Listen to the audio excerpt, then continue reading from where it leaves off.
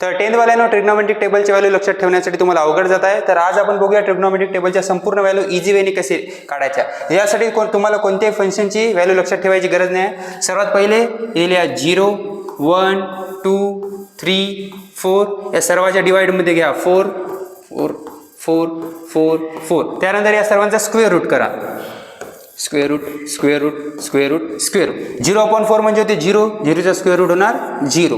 1/4 1चा square root 1. 4चा square root 2. 4/2 म्हणजे रूट 1/2. 1चा स्क्वेअर रूट 1. 2चा स्क्वेअर रूट 2. 3चा स्क्वेअर रूट 3. 4चा स्क्वेअर रूट 2. त्यानंतर 4/4 म्हणजे 1. 1चा स्क्वेअर रूट 1. त्यानंतर कॉसच्या व्हॅल्यू या व्हॅल्यू पूर्ण उलटे लिहा. येणार 1 √3/2 1/√2 1/2 आणि 0. टॅन म्हणजे आपल्याला माहित आहे टॅन म्हणजे होत असते साइन अपॉन कॉस. म्हणजे या दोघांचं करावं लागलं आपल्याला डिवाइड. 0/1 0/1 होत असते 0. ते येणार 0. 2 2 कॅन्सल. इथे येणार 1/√3. इथे √2 कॅन्सल. इथे व्हॅल्यू येणार 1. इथे 2 2 कॅन्सल. इथे व्हॅल्यू येणार √3. आणि 1/0 म्हणजे होत असते नॉट डिफाईन. त्यानंतर आपल्याला कॉटच्या व्हॅल्यू लिहायच्या आहे. टॅनच्या पूर्ण व्हॅल्यू उलट्या लिहून टाका. इथे होणार नॉट डिफाईन. इथे होणार √3 1 1/√3 आणि 0.